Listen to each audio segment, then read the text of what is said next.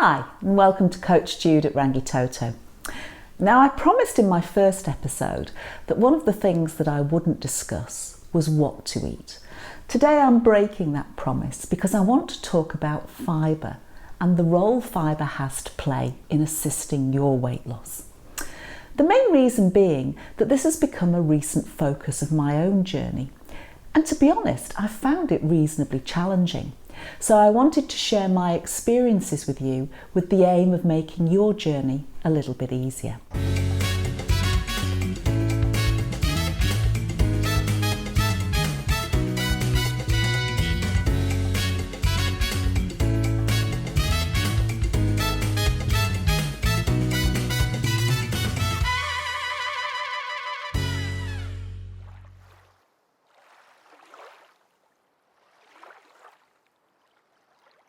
I was reading the NHS recommendations on fibre intake a few weeks ago and noted that eating plenty of fibre is associated with a lower risk of heart disease, stroke, type 2 diabetes and bowel cancer.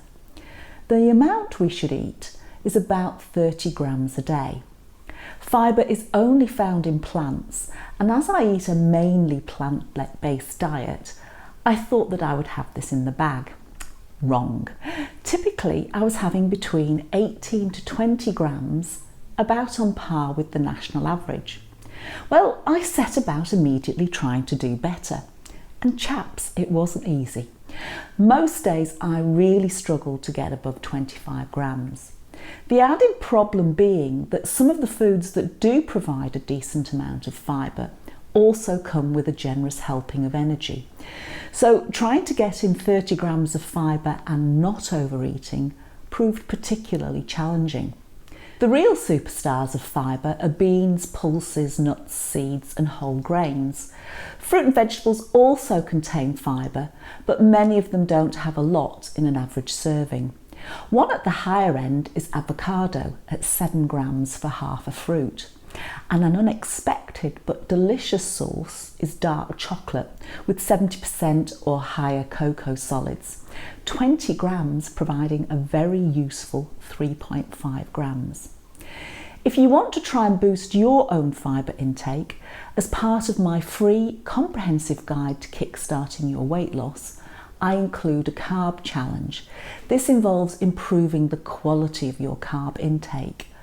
One of the benefits of doing this challenge is in general it will also boost your fibre intake. Anyway, check out the link below if you're interested in the carb challenge or you just want some help kickstarting your weight loss. Now, in addition to the health benefits of fibre, in this episode I want to concentrate on the weight management benefits. Michael Greger's, in his book How Not to Diet, says that telling people to increase their intake of fibre-rich foods may actually be one of the single most effective pieces of advice for weight loss. Why? Well, how you may ask, does fibre help with this process? The first, typically, the more fibre a food or meal contains, the fuller you will feel. Consider freshly squeezed orange juice versus the whole orange. To make a glass of juice, say 250 ml, you'll need 4 to 5 oranges. Now, I don't know about you, but that would slip down quite easily.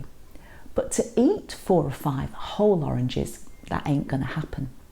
In fact, I don't think I've ever eaten more than 1 orange in a single sitting. Part of that difference is the fibre. As well as making you feel fuller at the time, the whole orange will keep you feeling fuller for longer. And whilst I know that feeling hungry isn't the only trigger for us to eat, as the famous saying goes, every little helps. The next benefit is actually my fave. Not only does fibre tend to reduce the amount of food you eat, it also traps food and prevents it being absorbed by the intestines and instead carries it straight out of the body.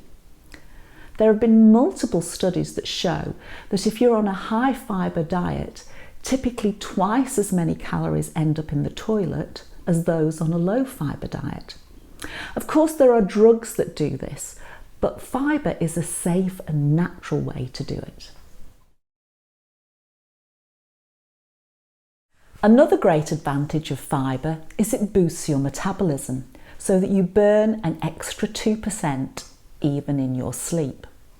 Researchers reckon that fibre makes your guts work harder and burns the extra energy. Now, this might only add up to 50 calories a day, but it takes no effort. Compared to boosting your muscle mass, for example, which I discussed in my episode on exercise, this requires you to spend hours in the gym to get a similar benefit. What else can fibre do for you? Well, it can reduce your cravings. At this point, I'm going to change my mind and say this is my favourite benefit. One of the things that our good bacteria do when they digest fibre is they produce short-chain fatty acids, or SCFAs for short. These stimulate a variety of appetite suppressants, including leptin, PYY and GLP-1, as well as turning down our cravings. The latter was proven using functional MRI scans of people's brains while they were shown pictures of high-calorie food like donuts.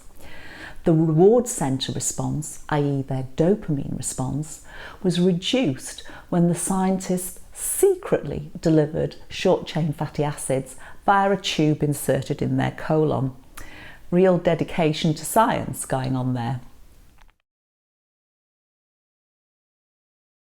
So there really is a lot to love about fibre, isn't there?